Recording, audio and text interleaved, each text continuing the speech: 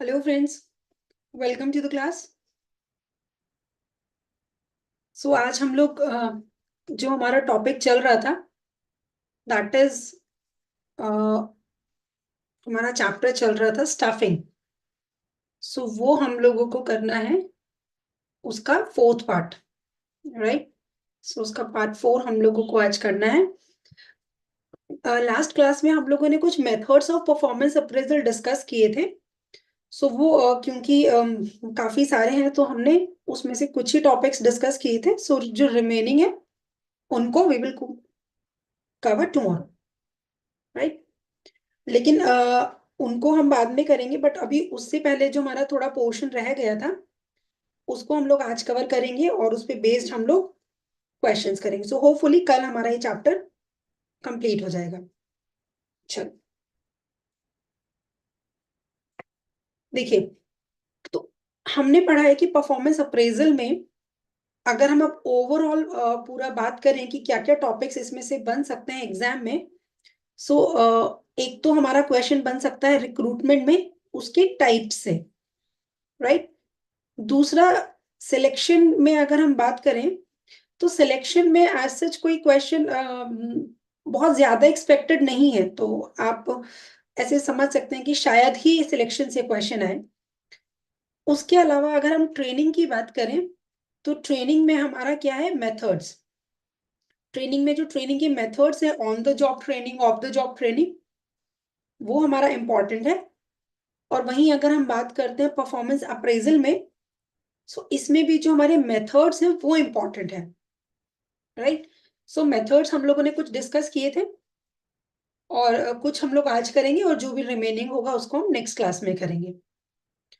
सो चलिए, हम लोगों ने कौन सा पढ़ लिया था, अगर आप लोगों को याद हो तो। चलिए, सो इट्स ओके। आप लोग को अगर बाय चांस आप लोग प्रीवियस मेथड्स आप देखना चाहते हैं तो वो आप लोग देख सकते हैं प्रीवियस क्लासेस से। सो हम लोग यहाँ से कंटिन्यू कर रहे हैं। This is fourth method of performance appraisal. So इसमें हमारा जो फर्स्ट है वो है पोस्ट डिस्ट्रीब्यूशन मेथड। इसमें क्या होता है कि जो एम्प्लॉयज होते हैं here, employees are clustered around a high point on a rating scale. So यहाँ पर जो एम्प्लॉयज हैं उनको क्या किया जाता है, उनको क्लस्टर किया जाता है एक हाई पॉइंट पे। मतलब एक पॉइंट पे उनको सबको क्लस्टर किया जाता है कि कौन इस पॉइंट के कौन हाईएस्ट है। फिर उसके बेसिस पे हम क्या करते हैं, बाकियों की जो परफॉर्मेंस है उसको मेजर करते हैं।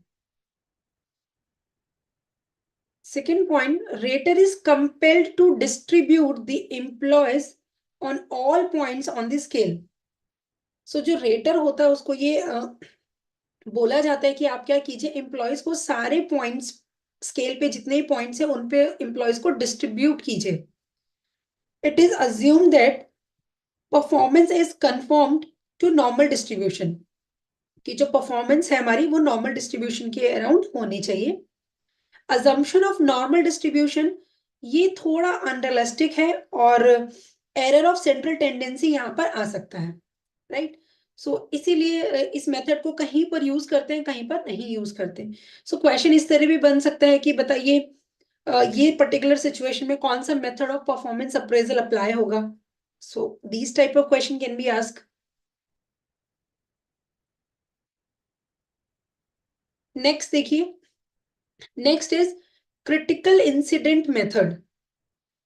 सो इस मेथड में क्या किया जाता है, the approach is focused on certain critical behaviours of employees that makes all the difference in the performance. So क्या होता है कि कुछ सिचुएशंस दी जाती है, राइट। कुछ सिचुएशन दी जाती है और फिर वहां से ऑब्जर्व किया जाता है कि ये पर्टिकुलर सिचुएशन में ये एम्प्लॉय ने, इस एम्प्लॉय का क्या बिहेवियर रहा, इस एम्प्लॉय का क्या बिहेवियर रहा।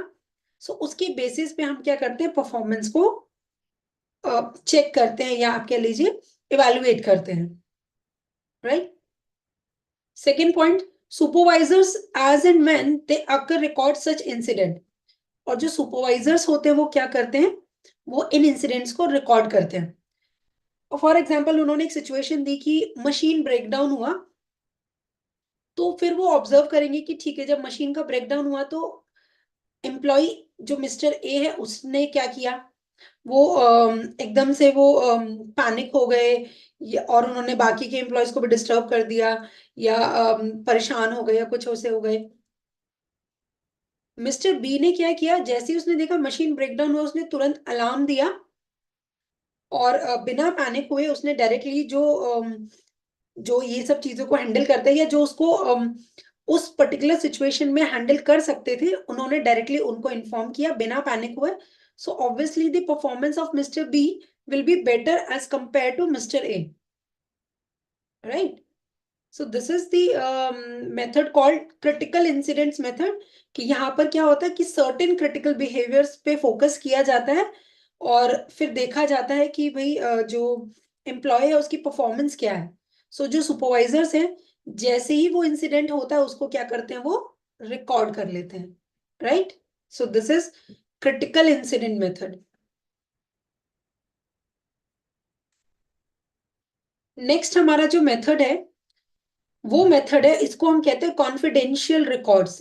ये जो है ना, ये हमारा, इसको हम कह सकते हैं मोस्ट पॉपुलर मेथड है, और जो गवर्नमेंट सेक्टर है, गवर्नमेंट सेक्टर में इस मेथड को सबसे ज्यादा यूज किया जाता है, राइट?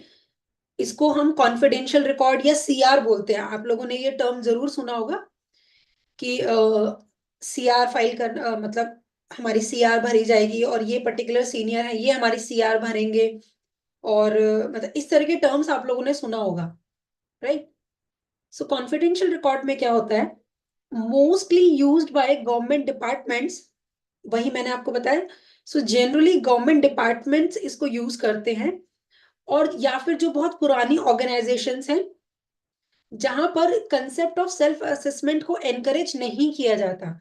जैसे आजकल प्राइवेट कंपनीज में अगर हम देखें, तो वहां पर सेल्फ असेसमेंट को कंसीडर किया जाता है, एनकरेज किया जाता है कि एम्प्लॉय को खुद को असेस करने दीजिए, एटलीस्ट अगर उसको खुद से ही पता चलेगा कि वो कहाँ पर लैग कर रहे हैं और कहाँ पर वो बेटर है, तो अकॉर्डिंगली फिर वो उनकी जो परफॉर्मेंस है वो नेक्स्ट नेक्स्ट पीरियड में एनहांस होगी या इंप्रूव होगी, राइट? लेकिन गवर्नमेंट ऑर्गेनाइजेशंस में या फिर ओल्डर ऑर्गेनाइजेशन में सेल्फ असेसमेंट मेथड को एनकरेज नहीं किया जाता, राइट? सेकेंड पॉइंट देखिए, here the report is given in the form of annual confidential report, जिसको हम ACR भी बोलते हैं, राइट? कॉन्फिडेंशियल रिपोर्ट CR हो गया, और क्योंकि ये एनुअली जाती है, तो फिर उन्होंने उसको क्या बना दिया, ACR बना दिया, एनुअल कॉन्फिडेंशियल रिपोर्ट, एंड में record ratings with respect to the following items.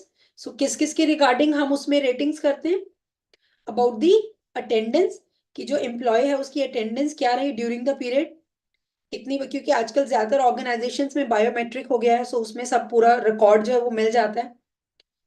So attendance के बेसिस पे, सेल्फ एक्सप्रेशन के बेसिस पे, टीम वर्क के बेसिस पे, लीडरशिप के बेसिस पे, initiativeness, technical ability, reasoning ability, originality and resourcefulness etcetera, right? So these are the points जिसमें हम लोग क्या करते हैं, हमारी जो ACR है उसमें इन सारे पॉइंट्स को कंसीडर करके फिर जो एम्प्लॉय है उसकी रिपोर्टिंग की जाती है, कि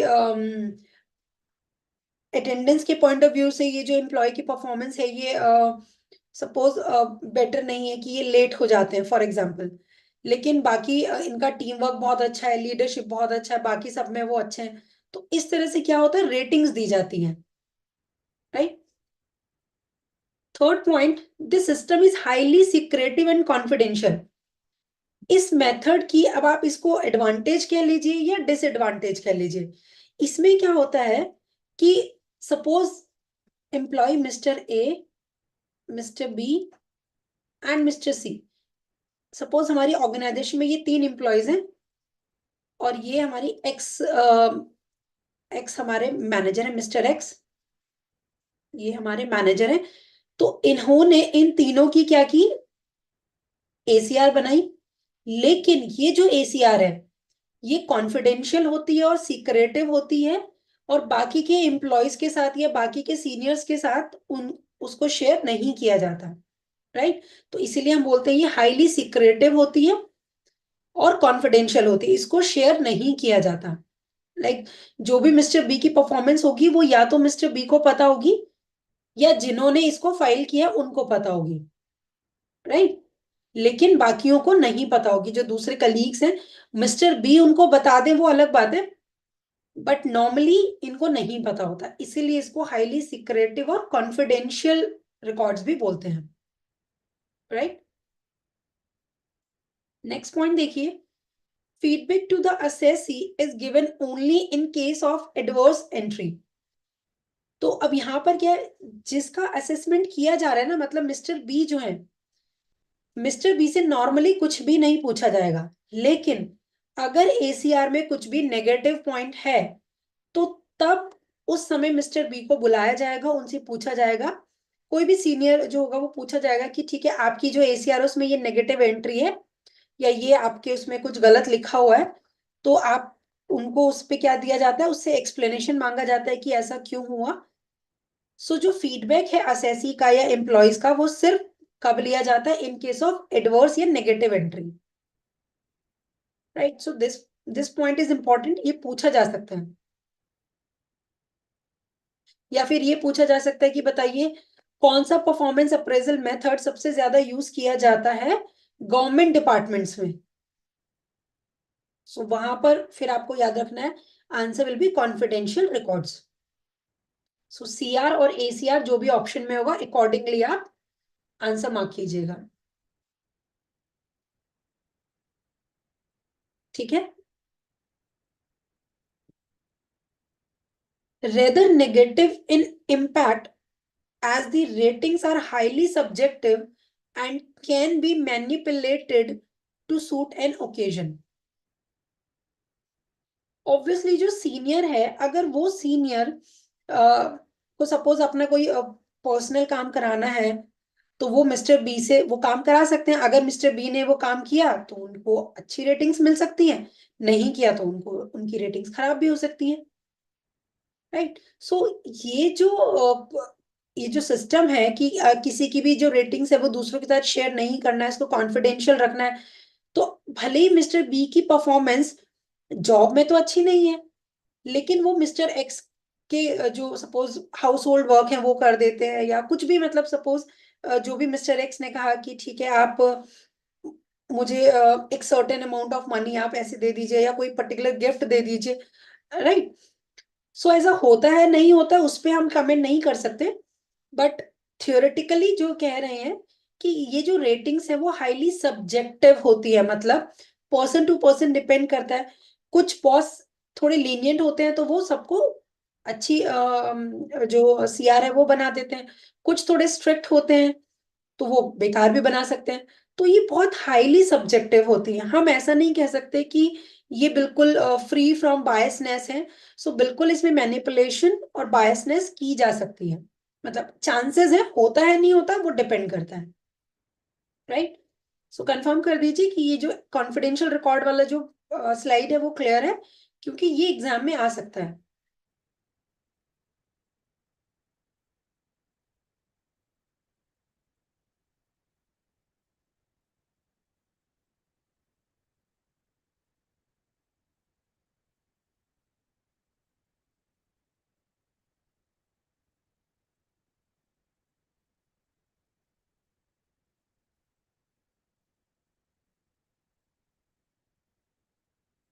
कल मैं कुछ क्वेश्चंस करा रही थी तो उसमें हमारे इस वाले मेथड के भी कुछ क्वेश्चंस थे,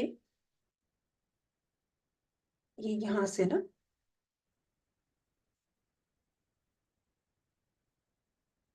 सो देखिए, क्रिटिकल इंसिडेंट मेथड जो है हमारा परफॉर्मेंस अप्रेजल का, तो इसका क्या बेनिफिट है। Option number A, evaluations based on actual job behaviours. Option B, prioritising negative incidents. Option C, allowing raters to give relative ratings। Option D, high subjectivity and manipulation.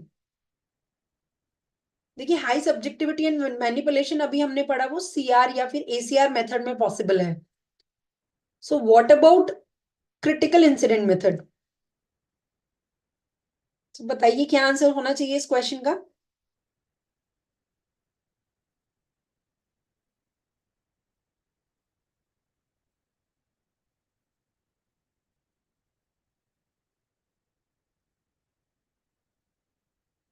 बताइए क्या answer हो सकता है क्वेश्चन नंबर 27 का?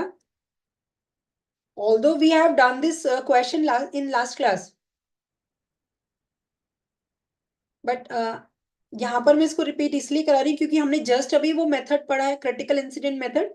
सो we are just checking कि हम इस particular question के एमसीक्यू को हैंडल कर पा रहे हैं या नहीं कर पा रहे हैं।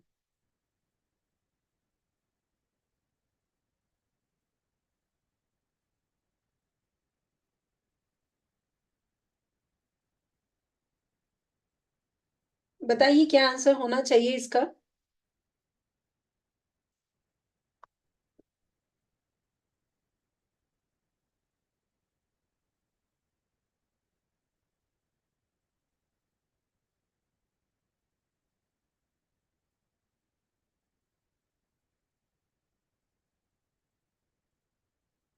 चलिए, so it's answer will be option number A. As we have discussed, critical incident method में क्या होता है कि जो एक्चुअल जॉब बिहेवियर है उसके ऊपर इवैल्यूएशन किया जाता है, राइट? सो जो इवैल्यूएशन है वो किसके ऊपर बेस्ड होता है कि एक्चुअल में जो एम्प्लॉय है उसने उसका क्या बिहेवियर है एक पर्टिकुलर इंसिडेंट में या एक पर्टिकुलर काम में या जॉब में। तो उसके उसके ऊपर बेस्ड फिर इवैल्यूएशन किया जाता है, राइट? कॉन्फिडेंशियल रिकॉर्ड वाला देखिए, हमने जो जस्ट अभी किया है। What characterizes the confidential record method of performance appraisal? So कौन सी कैरेक्टरिस्टिक है हमारी confidential record method of performance appraisal की? Option A, highly secretive and confidential.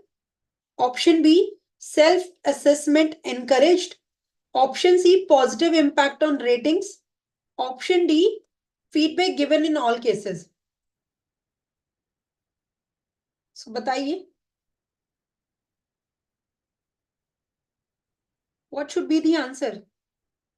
देखिए इसी तरह के क्वेश्चंस आने हैं एग्जाम में, कहीं कुछ अलग से बहुत बहुत डिफरेंट नहीं आ जाएगा। सो अगर अभी आप लोग क्लासेस में पार्टिसिपेट करेंगे, then only you are able to attempt these type of questions in the exam.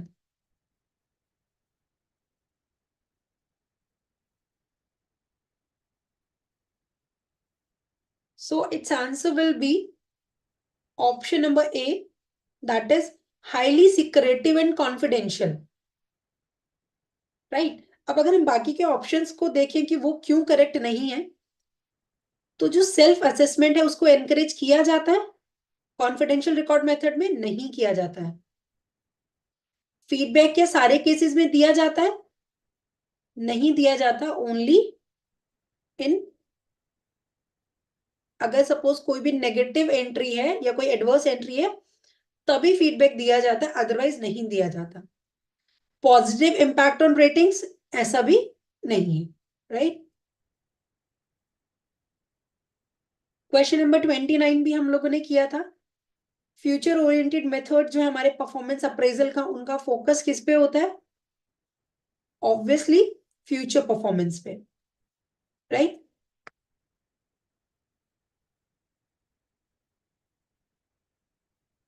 सो ये हमने कर लिया है, कॉन्फिडेंशियल रिकॉर्ड हमने कर लिया। सो देखिए, लास्ट हमारा जो बचा है अभी आज की क्लास का, that is pen portrait.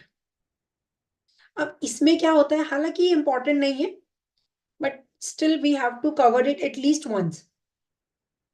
The assessor pictures in writing about the assessee regarding his qualities and performance as well as his potential। और ये मेथड कौन यूज करते हैं? आर्मीज use this method in evaluating cadets. So army में cadets को evaluate करने के लिए पेन पोर्ट्रेट मेथड को यूज किया जाता है, जिसमें क्या होता है कि जो असेसर है, जो इवेल्युएट कर रहा होता है, वो क्या करता है, वो वो पर्सन पिक्चराइज करता है, पिक्चर बनाता है उसकी क्वालिटीज, परफॉर्मेंस और पोटेंशियल के बारे में, right? So this is called pen portrait method and this method is used in armies, right?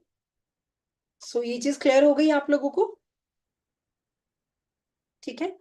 सो अभी हम लोग और एमसीक्यूज करेंगे अभी, हमारे जो इसके ऊपर बेस्ड है, जो अभी हमने आज टॉपिक किया है। सो उससे पहले ये इन्फॉर्मेशन है आप लोगों के लिए, जो हम लोग रेगुलरली आपको क्लासेस में प्रोवाइड करा रहे हैं। सो देखिए, अगर आप हमारी क्लासेस को और इन डेप्थ देखना चाहते हैं तो you can avail the video classes.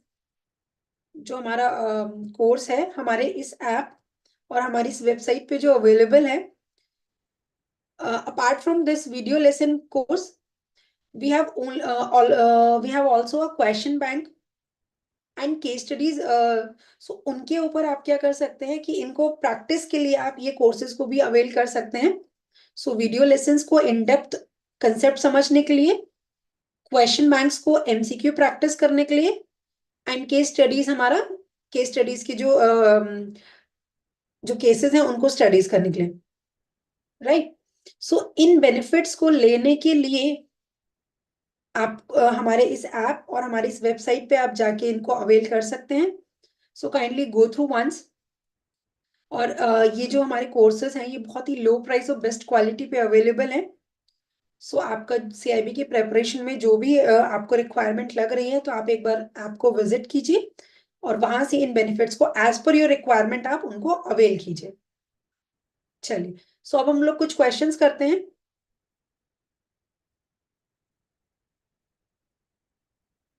अच्छा, ये वाला क्वेश्चन हम लोगों ने अभी किया था, फ्यूचर ओरिएंटेड मेथड्स हमारा फ्यूचर परफॉर्मेंस के लिए होता है।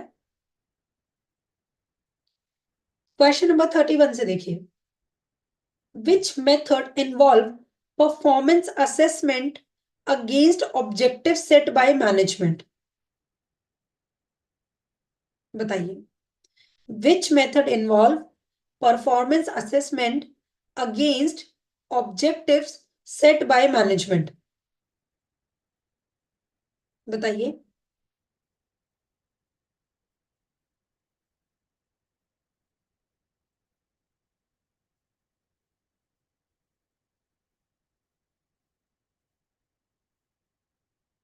ये टॉपिक भले ही हमने इस चैप्टर में ना पढ़ा हो, बट हमने पहले पढ़ा हुआ है। So the correct answer for this question is, पहले ऑप्शन देख लीजिए। Option A rating scales, option B assessment centre approach, option C management by objectives, option D behaviorally anchored rating scales.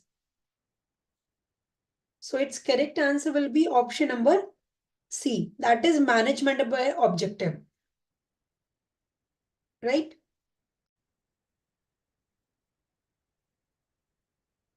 Next question देखिए, what is the assessment center approach commonly used for? सो जो assessment centre approach है उसको किस लिए use किया जाता है? Option A past oriented performance appraisal, option B selecting employees for supervisory positions, option C negotiated appraisal, option D peer assessment. बताइए, assessment centre approach किसके लिए यूज की जाती है? देखिए, जरूरी नहीं कि एग्जाम में हमेशा हमारा पढ़ा हुआ ही आएगा। सो बताइए, अभी तक हमने जितना पढ़ा है उसके ऊपर बेस्ड इसका जो आंसर है वो क्या हो सकता है?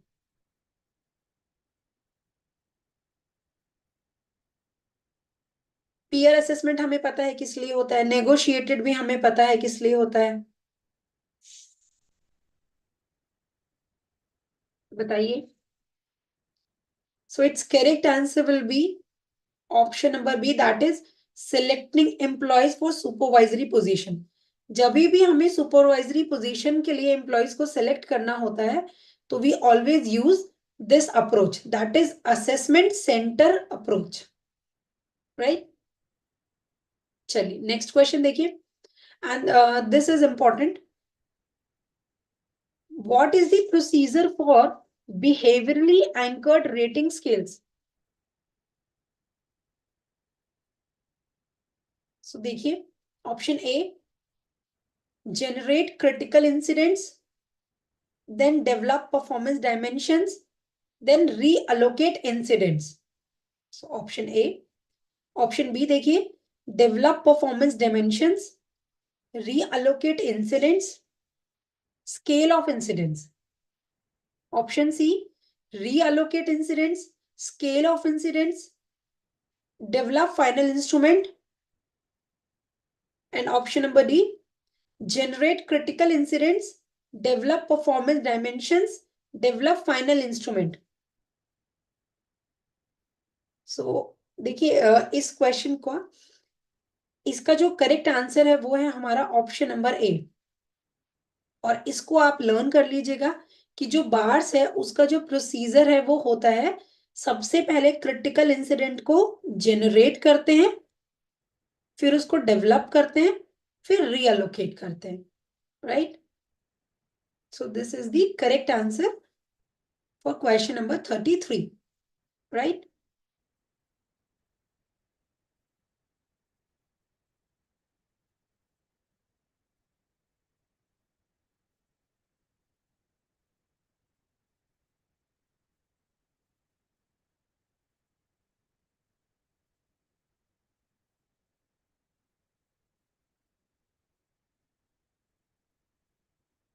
नेक्स्ट क्वेश्चन देखिए 34। What is the purpose of key result areas in performance appraisal? इसमें देखिए option number A, determining employee salary. Option B, evaluating employee behaviour. Option number C, setting short term objectives. Option D, assessing employee growth. बताइए।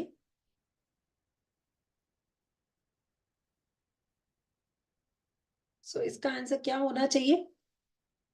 की results area का जो purpose है performance appraisal में, वो होता है for setting short term objectives, right.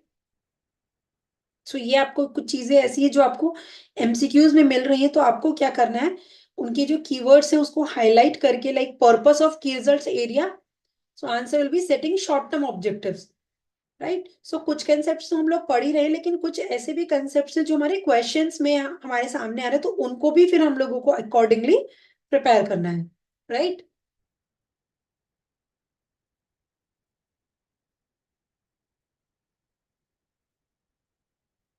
चलो नेक्स्ट क्वेश्चन देखिए 35।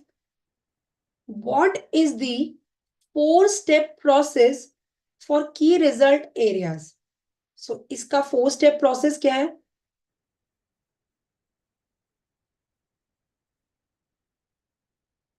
Option A, agreeing upon performance objectives, या उसके मतलब ये स्टेप्स दिए हैं one by one. agreeing upon performance objectives, then agreeing upon key performance indicators, agreeing upon action plans, agreeing upon key result areas. ये correct answer है, या फिर agreeing upon key result area, agreeing upon performance objectives, agreeing upon action plans, agreeing upon key performance indicators. Option C देखिए, agreeing upon action plan, agreeing upon key performance indicators. Option C में agreeing upon key result areas और agree upon performance objectives. फिर उसके बाद देखिए option D, agreeing upon key result area, agreeing upon performance objectives, agreeing upon key performance indicators, agreeing upon action plans, right. ये हमारे पास options हैं, आप सोचिए कि क्या इसका करेक्ट आंसर हो सकता है। It's correct answer will be option number B. तो हम क्या करेंगे, अब इसको यहां से इसको लर्न करेंगे। 4 स्टेप प्रोसेस है। देखिए क्या है प्रोसेस। सबसे पहले हम क्या करेंगे कि रिजल्ट एरिया पे एग्री करेंगे। फिर उसके बाद परफॉर्मेंस ऑब्जेक्टिव्स पे,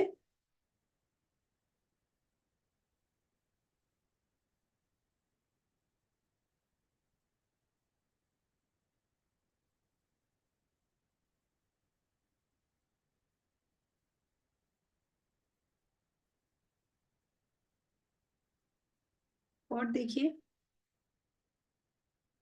ये result area, performance objectives, then action plans,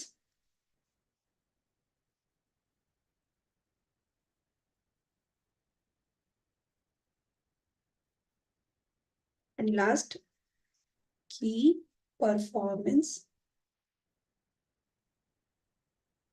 indicators. So these are the steps, इनको आपको लर्न करना है कि ये हमारा क्या है, सीक्वेंस है, किसका प्रोसेस है, ये हमारा की रिजल्ट एरियाज का, राइट। सो इसको आप देख लीजिए एक बार।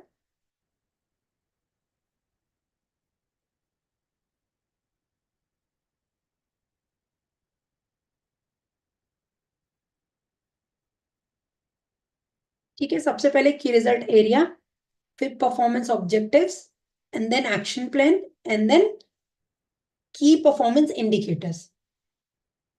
सो इसको हम शॉर्ट में KRA भी बोलते हैं, और इसको KPI। ठीक है, सो KRA से स्टार्ट होगा, KPI पे एंड होगा, और बीच में पहले है परफॉर्मेंस, फिर है एक्शन। मतलब पहले ऑब्जेक्टिव्स बनाएंगे ना, पहले ऑब्जेक्टिव्स बनाएंगे, फिर हम एक्शन लेंगे उस पे, राइट। सो ये हमारा हो गया क्वेश्चन नंबर 35। क्वेश्चन नंबर 36 देखिए, what is the advantage of BARS technique in performance appraisal. So क्या एडवांटेज है? Option A, subjective judgment. Option B, provides independence to the rater. Option C, lack of accuracy. Option D, high manipulation. So बताइए।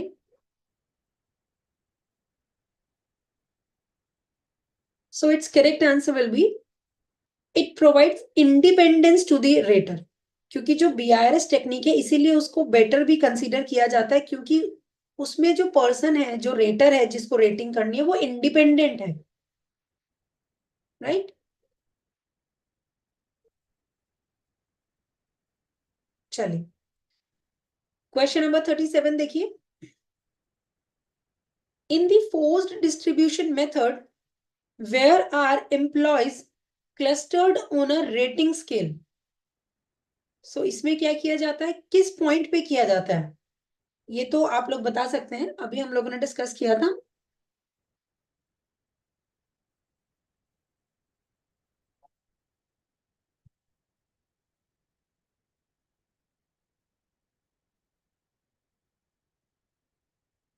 बताइए। So it's correct answer will be option number B, that is high point. हमने पढ़ा था ना normal distribution, और इसमें high point पे हम उसको क्लस्टर कर देते सारे एम्प्लॉयज को। So the right answer will be high point. बाकी ऑप्शंस क्या है? Option A low point, option B high point, option C mid point, option D across the entire scale. So the correct answer will be high point, right. 38 देखिए, what is the focus of force choice method in performance appraisal. So इनका focus क्या है? Option A, statements में be wrongly framed. Option B, absence of personal bias. Option C, employee salary negotiation. Option D, forcing the rater to make a choice. So the correct answer will be option number D, forcing the rater to make a choice. इसीलिए इसका नाम force choice method है, right? So ये हम लोगों ने MCQs कर लिए हैं, right? अगर आपकी कोई भी क्वेरी है तो आप कमेंट बॉक्स में पूछ लीजिएगा। क्लास को अकॉर्डिंगली लाइक डिसलाइक कर दीजिएगा, और अगर आपको लगता है this class is beneficial, so kindly share it with your social groups and subscribe the channel and press the bell icon so that you get all the notifications of the classes. So thank you so much and we will continue tomorrow.